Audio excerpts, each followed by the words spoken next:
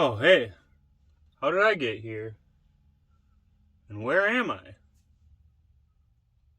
Well, I guess it's Web3 Wednesday, so I might as well talk to you guys anyways. Today we're talking about wallets. They're sort of like our first step to getting into Web3. So we're going to talk about what they are, why we need one, the different types of wallets, and then I'm going to show you how to set up a secure wallet and get you started on your Web3 journey. So let's get to it. So let's start with what a crypto wallet is. A crypto wallet is pretty similar to that leather lump that you probably have in your back pocket messing up your hips right now.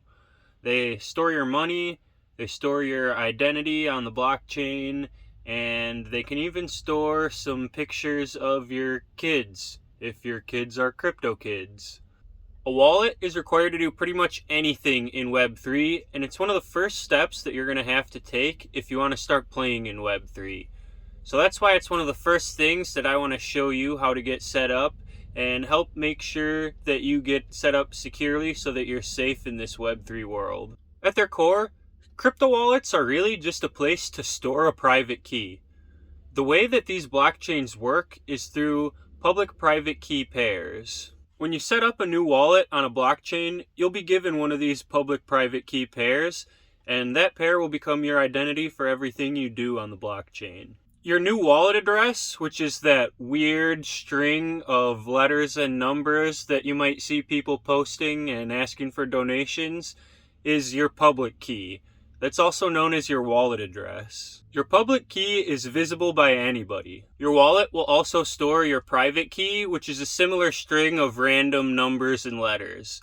You should never share this or show this to anyone under any circumstances.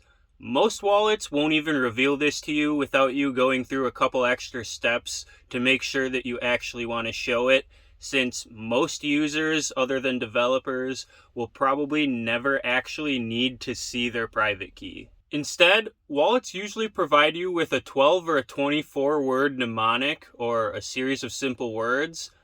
This is known as your seed phrase or your recovery phrase, and it's your key back into your wallet if you ever need to recover your wallet or move it to a new device. Make sure that you write this phrase down in order and that you do this physically and not digitally. Do not take a picture or a screenshot of it and store it on a device, and don't just write it in a text file and save it on a device either.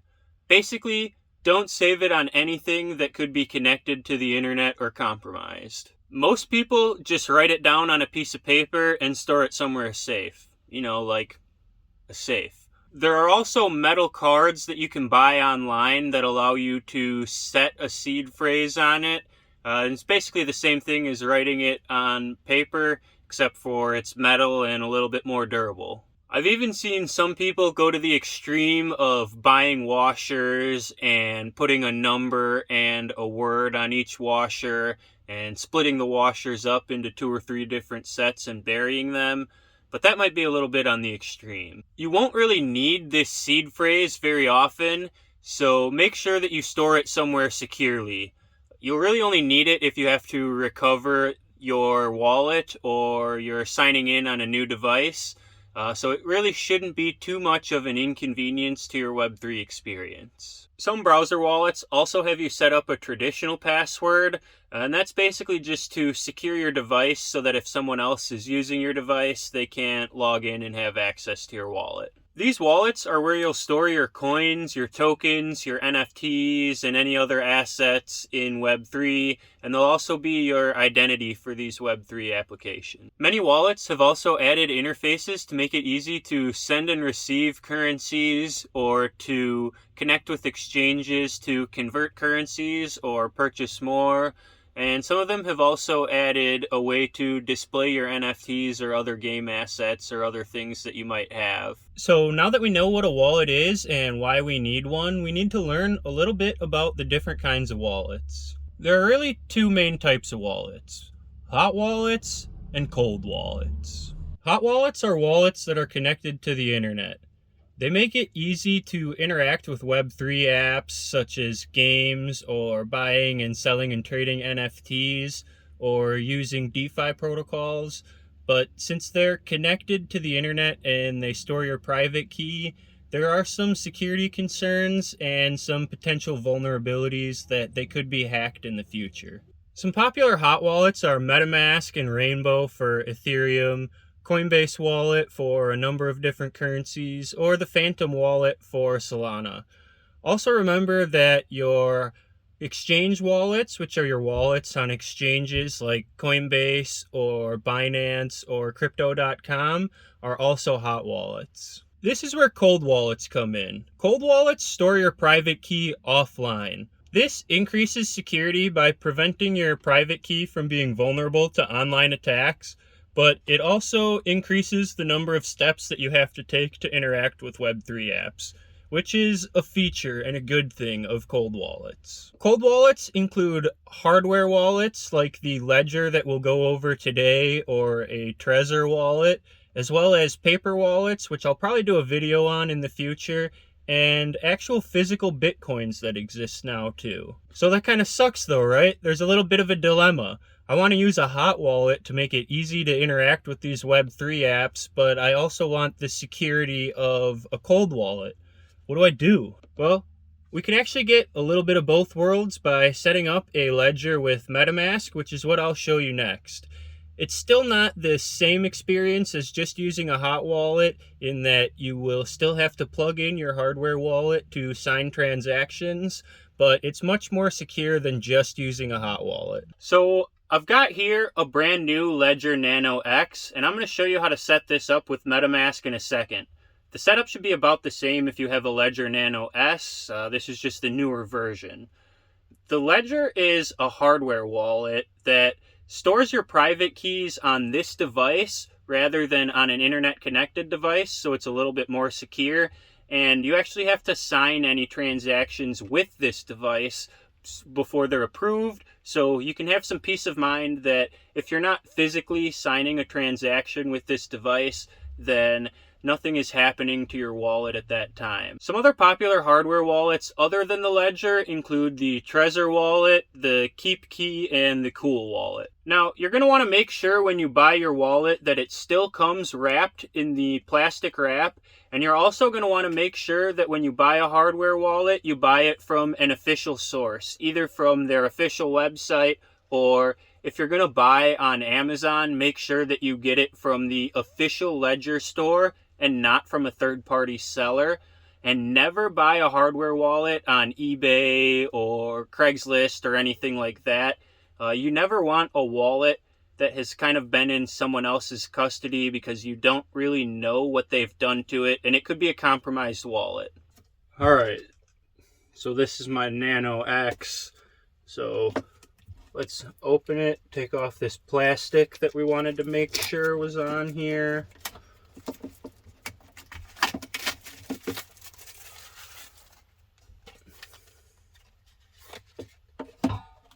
And when you open it, you'll see that your device is basically just like this USB stick looking thing. It has a USB-C input here. And yeah, this is what your Ledger hardware device looks like. Pretty easy to store, and really just has these two buttons right here. And here's our getting started guide, and then we have a charger. So when you when you get your guide, it'll have a recovery sheet that you can write your seed phrase on. So this is to help you be able to store this securely. If you get a Ledger wallet or any hardware wallet that already has this phrase filled in, you have a scam wallet and you should not use it at all. Make sure that you get an empty recovery sheet that you can fill in your seed phrase on. Basically, make sure you're getting a wallet that doesn't have a key already generated on it.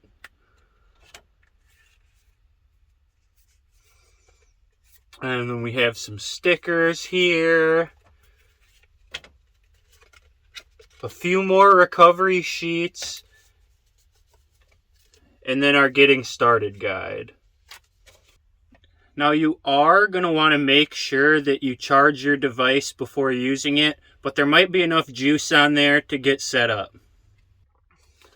Alright, so we've got our ledger here. It's charged up and ready to go. So the first thing we need to do is go to ledger.com/start, and that will give you directions on how to finish setting up your ledger and downloading Ledger Live, which is their the Ledger app, basically.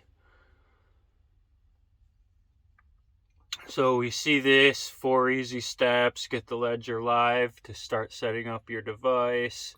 So we'll download Ledger Live. For now, we'll do it on Windows, since that's what I'm using, unfortunately.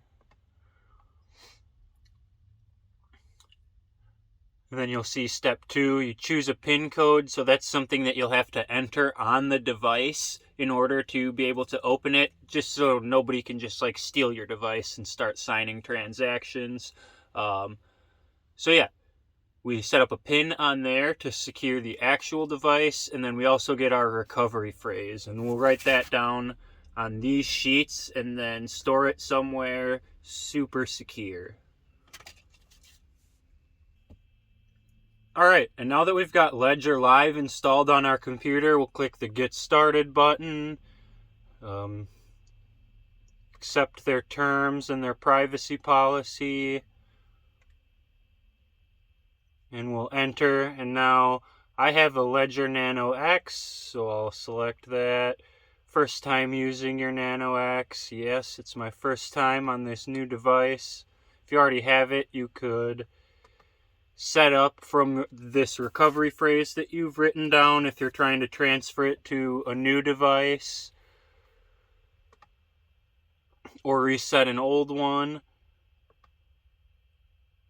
So here we go. It tells you kind of a little overview of what a Ledger Wallet is, about how your private key is stored, how it stays offline, how you can use it to validate your transactions, and use Ledger Live as like a mobile-facing wallet, hot wallet almost, or almost like a Metamask, but with the private key still secured on this device. So let's set up our Nano. Let's do this. The best way to get started: plan 30 minutes and take your time. Yeah, I would estimate that this probably does take 30 minutes if you're going really kind of tediously. If you kind of know your way around crypto a little bit at all, it might only take 15 minutes. This last one is a key one. Stay alone. Choose a safe and quiet environment.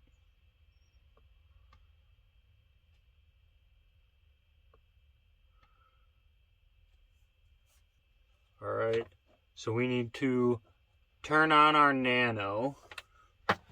So here we'll come over here. We power it on with just the left button. Okay, and then once you've got your device plugged in, you should see the welcome screen pop up like that on there. And we're going to want to scroll through the menu a little bit. So we'll see download Ledger Live. We've already done that step. Use buttons to navigate the menu. It's kind of just showing us what we have in Ledger Live. Press both buttons to select. Hold both buttons to go to the settings or power off. Start Ledger Live for help, and we're going to set up as a new device. So this is where we want to validate the selection by hitting both buttons. And now I need to choose my PIN between 4 and 8 digits. And now I'm going to write down my recovery phrase. So for this portion, you better believe I'm turning off the cameras. Alright, so once you have your recovery phrase set up and written down, it'll ask you to confirm the phrase on your device. And then once you have it confirmed, it gives you a little warning about how if you lose this phrase, you won't be able to recover your assets on that wallet, because Ledger doesn't store that anywhere. It's your custody, your wallet. That's the decentralization aspect a little bit of this. So that there's no central authority sort of storing your private keys. So we can walk through the steps here. The app that it opens up is mostly just a walkthrough for your Ledger in Ledger Live. Hide the phrase, repeat all the words. And okay, I'm done. It's going to ask you a quiz to see if we know anything about hardware wallets. So let's hope that I actually can get these right. So as a Ledger user, my crypto is stored. Is it stored on your actual device? Well, no, just your private key is stored on the actual device. Any actual assets on the blockchain are still stored on the blockchain. You just have to use the private key on your device to sign for transactions. If my recovery phrase is no longer secure or private, no problem, Ledger can send me a new copy. Definitely not. Your crypto is no longer safe. You need to transfer it to a new wallet. When I connect my Nano to the Ledger app, my private key is still offline. Congrats, we finished it. And then you can run a check to make sure that the Nano is a legit Nano before setting up. And now we know we're safe. So now that we have our Ledger all set up, what do we do with it? Well, the first thing I think that you're going to want to do is download a couple apps for the various different cryptocurrencies or blockchains. So we're going to use the Ledger Manager after we go to install apps. Oop, we want Manager. And let's go. So we're going to want Bitcoin. I think most everybody's going to want Bitcoin and Ethereum. I do a little bit with Solana, so I'll download Solana as well. And then I like Polygon as well, because I've been playing around a lot with Polygon. And that's probably all I'll get to start. I'm sure in the future I'll end up adding Avalanche and Cardano. Those are some other ones that I've played around with a little bit. But primarily I'm doing Bitcoin. I'm just going to hold here. And then most of my Web3 stuff is Ethereum or Polygon or Solana. So we'll install those 4 apps. So now if you look here, we can see the different wallets that we have. So we have Bitcoin. We can enter there and see Bitcoin is ready, what version we have. We can see we have Ethereum here, Solana, Polygon. So now we have our apps added to our Ledger. And we can see we have 4 apps and we still have quite a bit of space free. So now that we have those apps, let's work on how we actually set this up to be secure with Metamask.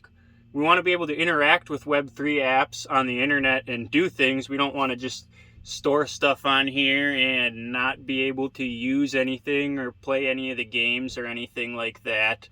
And really for playing games, I think some people might want to keep a separate hot wallet for stuff that they're transacting all the time so that they're not having to plug this in to sign stuff.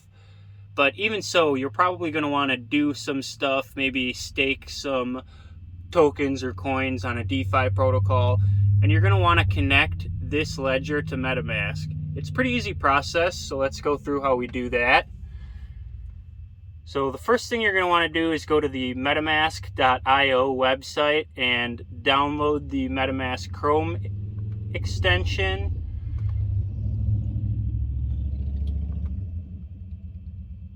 So we'll add to Chrome. So now that we've added it to Chrome, we should be able to see up here in our extensions, we have the little MetaMask extension. So let's pin it for now.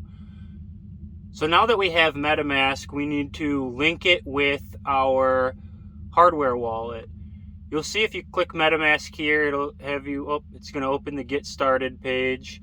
So we'll have to get started. We actually have to, when we set up a MetaMask, it will create a new wallet for us.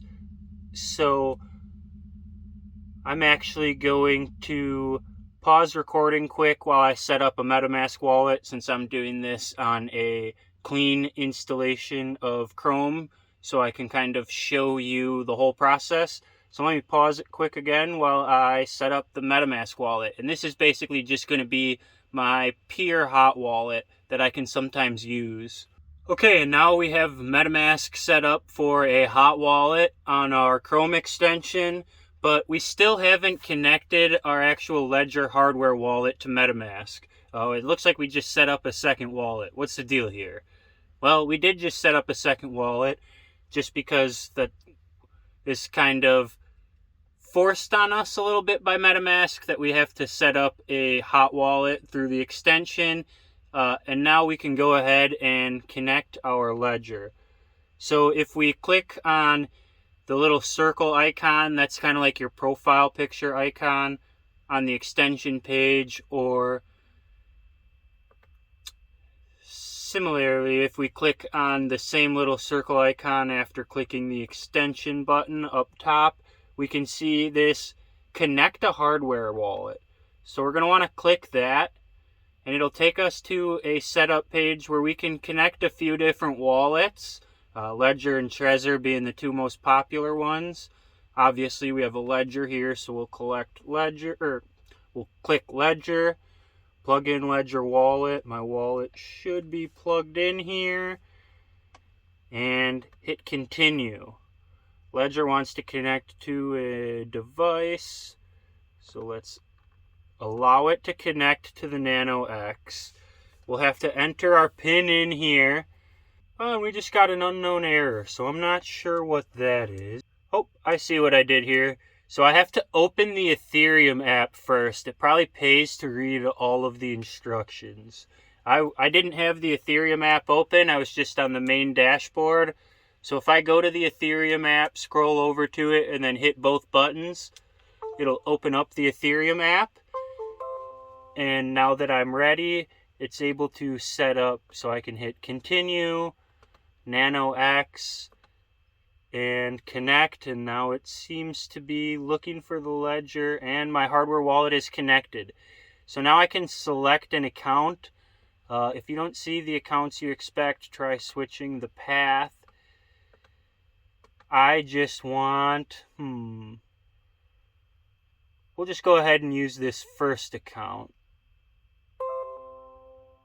And we'll unlock it.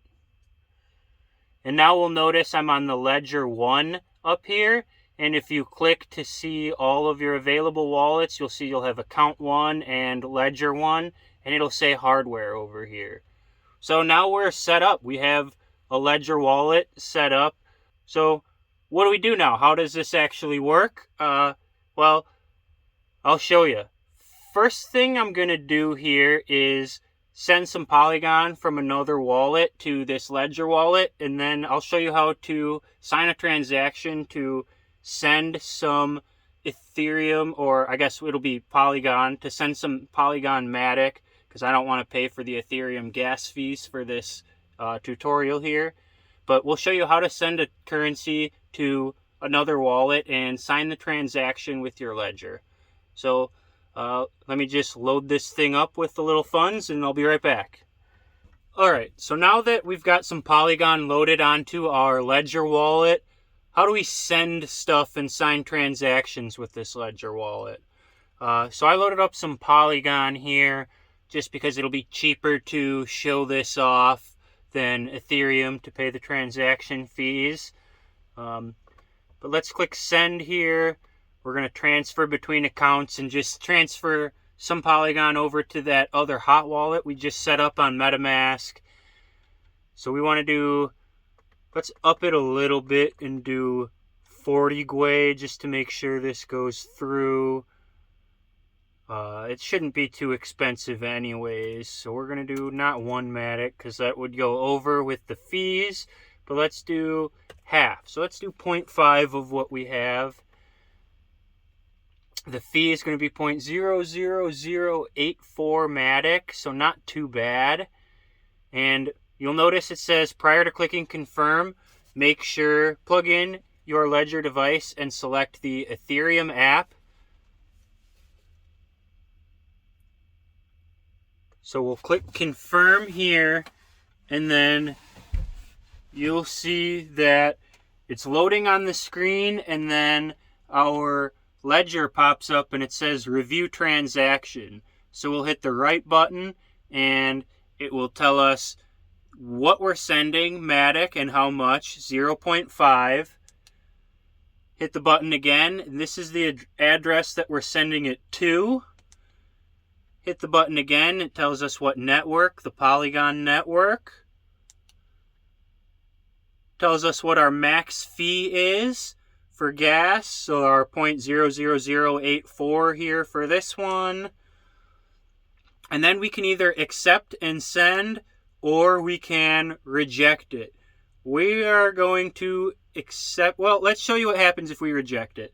So let's hit both buttons to reject this one, and you'll see popped up transaction 1 failed, Ledger device condition of use not satisfied, denied by user. So we didn't accept that one. So let's go through and do it again, and we'll accept this next one. So 0.5, we're going to go up to 40 Gwei for gas again. Gas is just like a transaction fee. We'll talk about that in another video. So we're still plugged in on the Ethereum app. Hit confirm, and that loading screen pops up and we can review transaction. So same thing, review transaction, the amount of Matic we're sending, the address, the network, Polygon network, the fee, and then accept and send. We know we want to accept it, so we'll hit both buttons here. And we're back to the application is ready, and we have a queued send here in our Metamask. And now we'll just have to wait for that to go through. So we'll be back here when it goes through. Alright, and now we can see that our transaction was confirmed. So if we refresh our Metamask page, we'll see that we don't have our 0.5 Matic anymore. And, oops, that's not what I wanted. If we switch to our other account, we do have that 0.5 Matic. So it's successfully sent. And there we go. So that's how you set up and use a hardware wallet like the Ledger Nano X with Metamask. Yeah, I think everybody should use a hardware wallet, especially if they have more than a few $100s invested in crypto. It's definitely going to make you feel a lot more secure and give you a lot more peace of mind. And yeah, I think there's no reason not to get one. They're relatively inexpensive. They go for between $40 or $50 to, I think the Ledger Nano X was like $120. And it could save you thousands of dollars and a ton of headaches and pain. So definitely set up and get a hardware wallet.